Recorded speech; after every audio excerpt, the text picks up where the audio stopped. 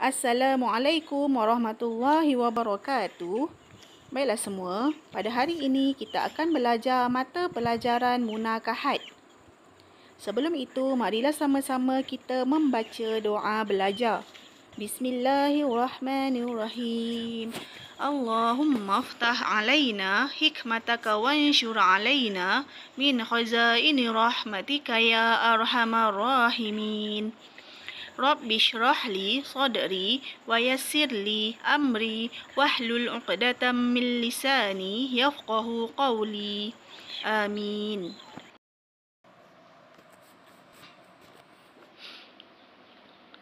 Baiklah semua, sebelum kita masuk kepada tajuk yang kita nak belajar pada hari ini, lihat dulu gambar yang saya paparkan ini berkaitan gambar perkahwinan ataupun seorang lelaki dan perempuan yang sudah bernikah. Mereka ni sah bergelar suami isteri. Maka sahlah bagi mereka untuk berpegang tangan, untuk tidur bersama, untuk duduk satu rumah dan untuk mempunyai anak.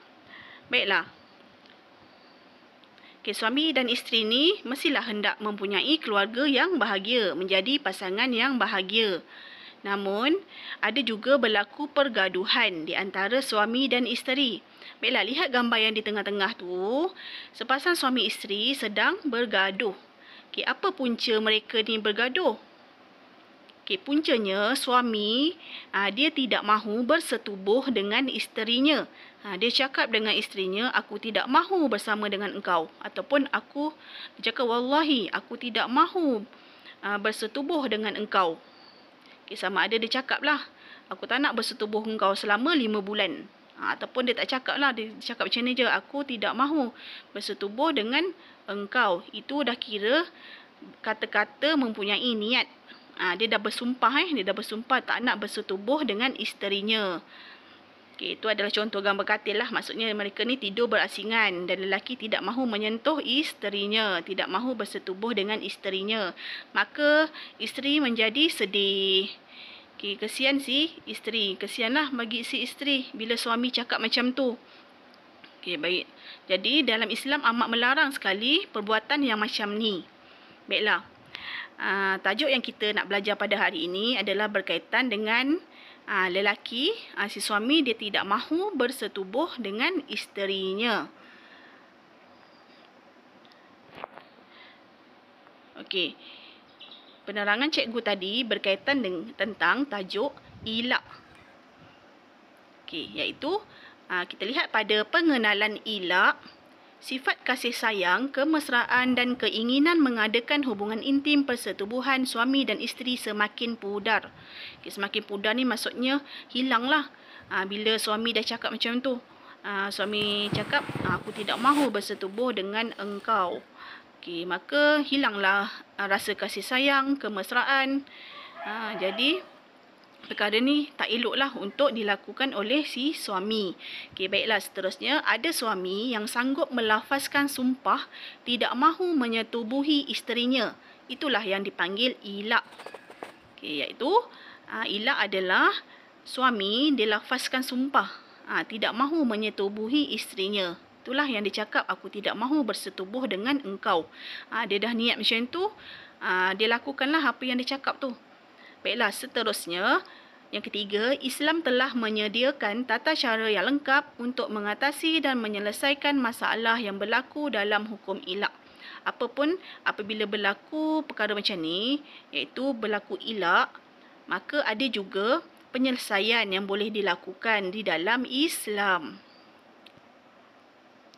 Baiklah, seterusnya, lihat pada pengertian ilak. Dari segi bahasa, ialah sumpah. Dari segi istilah ialah suami yang sah talak bersumpah menegah dirinya daripada melakukan persetubuhan dengan isterinya, sama ada tidak dikaitkan dengan masa atau dikaitkan dengan masa tetapi lebih daripada 4 bulan Hijriah. Macam yang saya terangkan tadi, lelaki ni melafazkan sumpah lah. Dia kata, macam cikgu cakap tadi, aku tidak mahu bersetubuh dengan engkau. Dia cakap dengan isterinya.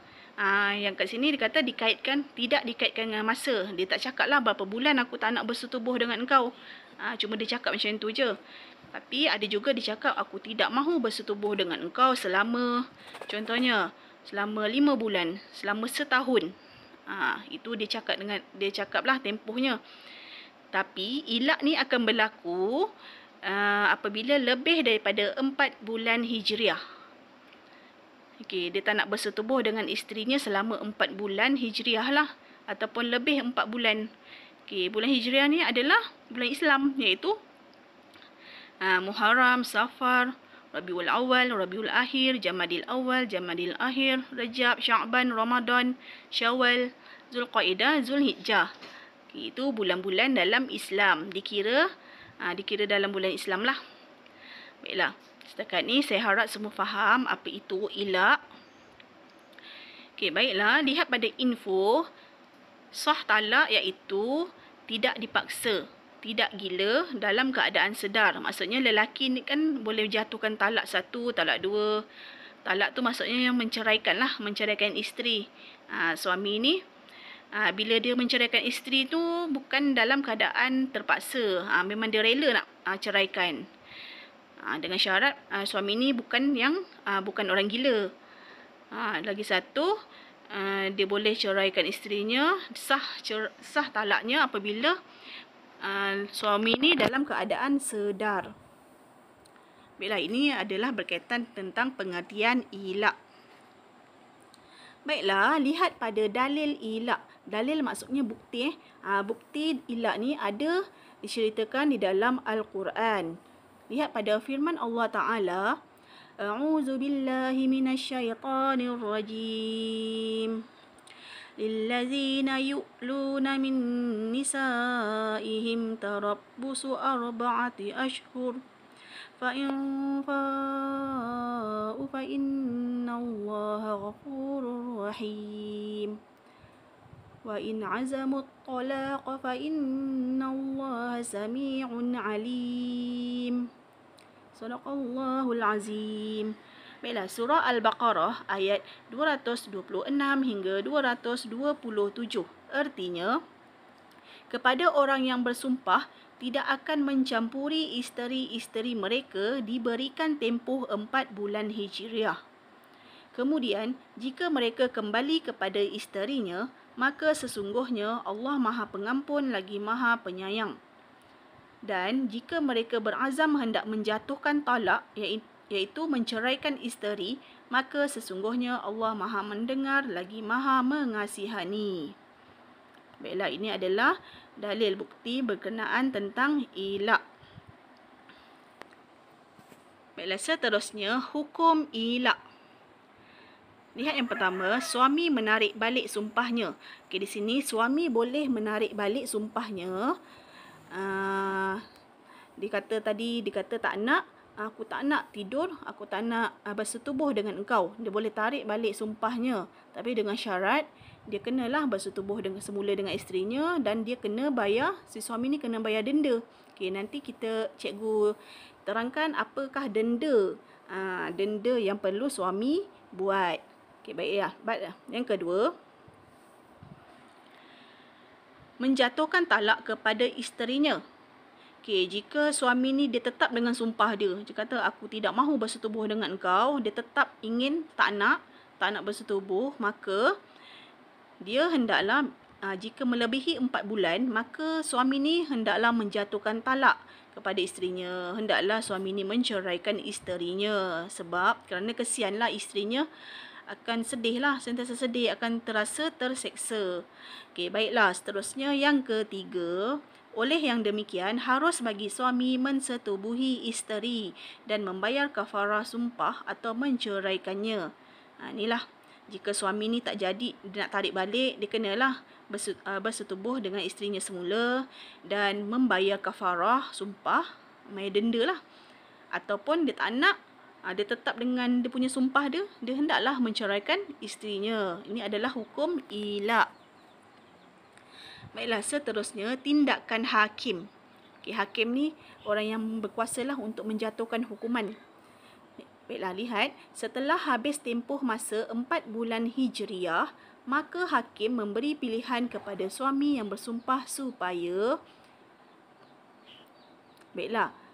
Yang pertama, menyetubuhi isterinya semula dan membayar kafarah. Okey, maksudnya dalam tempoh 4 bulan tu, habis 4 bulan ataupun lebih 4 bulan, suami tidak mahu bersetubuh dengan isterinya. Okey, jadi suaminya si hakim cakap, jika dia nak kembali semula kepada isterinya, hendaklah dia menyetubuhi isterinya semula dan membayar kafarah sumpah. Baiklah, jika dia tak nak, yang kedua tu, suaminya kenalah ceraikan isterinya, iaitu mentalakkan isterinya. Okey, yang ketiga, jika suami enggan memilih salah satu daripada dua pilihan yang diberikan, maka hakim boleh menjatuhkan talak ke atas isterinya dengan talak satu sebagai kuasa yang diambil daripada suami bagi mengelakkan si suami ni, si isterinya terseksa lah, kesian isteri. Okey. Baiklah, seterusnya kita lihat pada rukun ilak. Okey, rukun ni perkara yang boleh menyebabkan ilak tu berlaku. Okey. Yang pertama, suami sebagai orang yang bersumpah. Okey, suami yang melakukan sumpah tersebut. Yang kedua, isteri sebagai penerima sumpah, iaitu disebut mahal. Okey, maksudnya suami melafazkan sumpah kepada isteri. Yang ketiga, perkara yang menjadi penyebab sumpah. Okey, perkara tersebut adalah tidak mahu bersetubuh. Tidak mahu bersetubuh dengan isterinya. Yang keempat, tempoh masa. Okey, tempoh masanya adalah selama 4 bulan ataupun lebih lah. Jika suami tidak mahu bersetubuh dengan isterinya selama 4 bulan ataupun lebih, maka jatuhlah ilak. Seterusnya, yang kelima adalah sirah. Sirah adalah lafaz sumpah. Okey, lafaznya seperti tadilah. Suami cakap macam ni, wallahi aku tidak mahu bersetubuh dengan engkau, ataupun wallahi aku tidak mahu bersama dengan engkau. Itu adalah lafaz lah. Lafaz yang dilafazkan dengan mulut tapi disertakan dengan niat. Niat memang dia tak nak lah. Okey, antara 5 ni, lima ni adalah rukun ilak. Bila ada 5 ni, maka jatuhlah hukum ilak. Okey, seterusnya, syarat-syarat rukun ilak. Okey, suami adalah orang yang mukallaf. Mukallaf ni yang bertanggungjawab lah dan berupaya untuk melakukan persetubuhan. Seterusnya, isteri adalah orang yang berada dalam wilayah suami. Adalah bersama dengan suami lah dan berupaya untuk melakukan persetubuhan. Yang ketiga, perkara yang menjadi penyebab sumpah hanyalah persetubuhan. Okey, ilak ni berlaku berkenaan persetubuhan sahaja. Okey, seterusnya yang keempat, tempoh masa sumpah lebih 4 bulan hijriah dengan satu sumpah. Seterusnya, yang kelima, sirah iaitu lafaz sumpah hendaklah bermaksud ilak. Baiklah, seterusnya, sirah ilak. Ini adalah contoh sirah, contoh lafaz lah. Okey, contoh yang pertama, lafaz sarih. Okey, lafaz yang sarih yang jelas lah. Okey, wallahi aku tidak akan menjimak akan kamu. Okey, ini adalah contoh lain lah. Dicakap dengan isterinya, suami yang melafazkan kepada isteri. Contoh yang kedua, lafaz kinayah, lafaz sindiran lah. Sindiran disindir isterinya, wallahi aku tidak akan sentuh kamu. Baiklah. Jadi suami ni hendaklah menjaga kata-kata bila jangan bermain dengan sumpah. Lebih-lebih lagi berkaitan dengan hukum. Suami ni kena lebih berhati-hatilah untuk berkata-kata. Okey, elakkan daripada bercakap berkenaan ni lah yang bukan-bukan, yang boleh menjatuhkan hukum. Okey, hukum talak. Okey, baiklah. Seterusnya, hikmah larangan elak. Elak ni ada hikmah. Okey, hikmah. Kenapa Allah Ta'ala melarang perkara ilak ni? Hikmah banyak kebaikannya, iaitu menghalang suami bergurau senda dengan sumpah dalam perkahwinan. Walaupun suami dia buat gurau perkara macam ni, bahaya jangan buat gurau. Okey, gurau pun kena boleh macam-macam cara bergurau. Jangan yang boleh melibatkan sumpah macam ni. Okey, seterusnya hikmah yang kedua, suami tidak menyalahgunakan kuasa. Okey, banyak lagi hikmah lain. Hikmah lain ialah pasangan suami isteri akan menjadi lebih bahagia. Tidak akan berlaku perceraian, tidak akan berlaku pergaduhan jika perkara ilak ni dilarang jika perkara ilak ni tidak berlaku. Baiklah, seterusnya kafarah ilak. Ini adalah kafarah, denda ilak. Okey, lihat apakah dendanya. Suami yang melakukan ilak ni didenda yang pertama hendaklah memerdekakan seorang hamba. Okey, maksudnya dia kena carilah memerdekakan seorang hamba. Yang kedua, memberi pakaian kepada 10 orang Islam yang miskin. Seterusnya, memberi makan 10 orang Islam yang miskin. Okay, seterusnya, jika tidak dapat melakukan salah satu daripada 3 perkara ini, ia hendaklah berpuasa selama 3 hari. Sunat puasa itu dilakukan berturut-turut. Okay, baiklah, ini adalah contoh kafarah ilak, iaitu denda ilak. Siapakah yang kena melakukan denda ni? Adalah suamilah yang kena didenda. Baiklah, ini saja penerangan cikgu berkenaan ilak.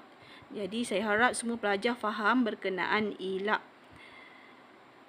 Baiklah semua, rajinlah belajar dan ulang kaji pelajaran untuk menjadi murid yang disayangi Allah, Rasul, ibu bapa dan guru. Assalamualaikum warahmatullahi wabarakatuh.